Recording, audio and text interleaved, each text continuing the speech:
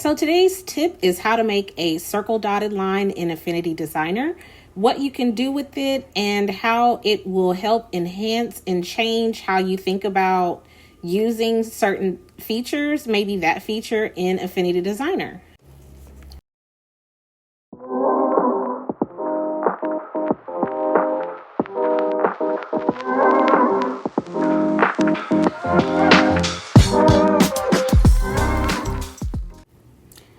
All right, guys, starting from a new document, we're going to make sure we select that pencil tool and then go to change the artboard color. I changed it just for visual contrast. You don't have to do this on your document, but I'm doing it so you can see, so I could see clearly what I was doing.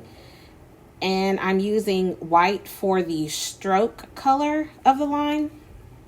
And I'm switching it to dotted line. So we already know the preset is there. And I am changing the width of the line for visual interest, or just so you can see it only.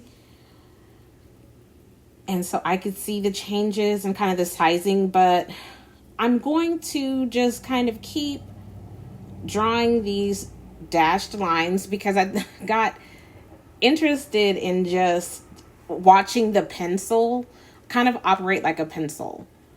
I was enjoying it, and I just kind of made a visual background. It's probably not something that I would use, or maybe I would use it as a screen print design for polymer clay or another Cricut project. I don't know.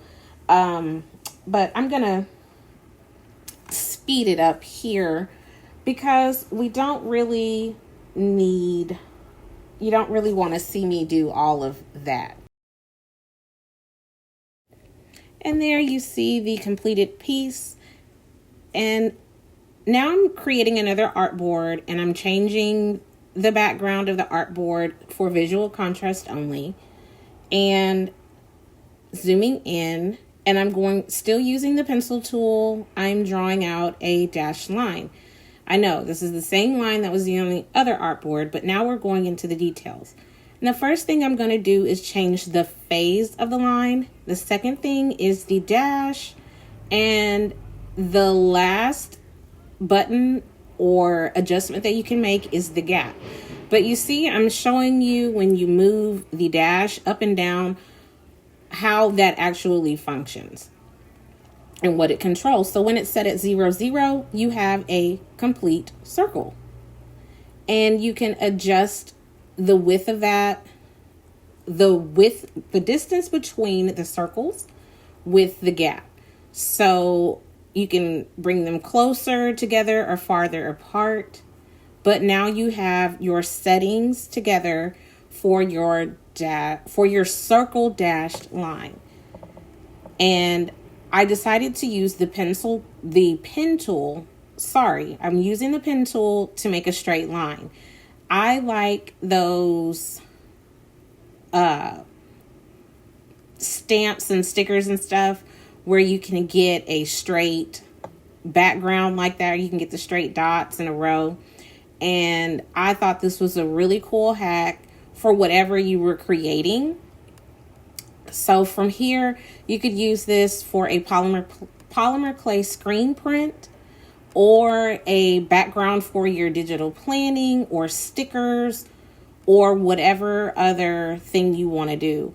Now, this really isn't part of the tutorial. It's nothing major here, but I'm just showing you what changing those lines when you make adjustments to it. So that adjustment that I just made was with the width of the line. So it gets larger and smaller, but nothing is affecting the settings of the line itself. It's just the size for the length of line that is present. And so I'm just adjusting and showing you how you can create your own personal pattern if you want to. And I may make another video about this and go more in depth with it, because I'm wondering if you could create a curve and just create a different pattern background. That would be really fun. But another tip that I use here, and I'm just going to talk over what I'm doing in the rest of the video. You can see what changes I'm making on the other artboard. I want to do that thing entirely dotted, so I'm just changing the effects.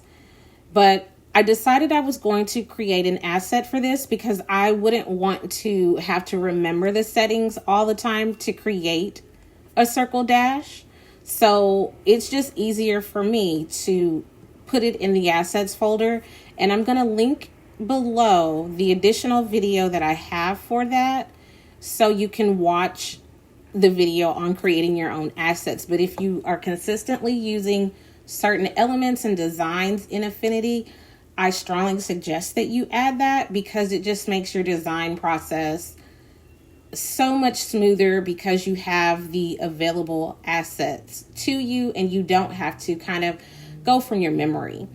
And I just put them there in my Memphis style designs, and that's about it. If you enjoyed this video, if you find it helpful, please leave a comment, subscribe to the channel for updates and tips for Affinity Designer, things that I'm doing with polymer clay, and whatever other crafty and creative thing that I come up with. Stay tuned for more videos regarding what you can do with your digital art.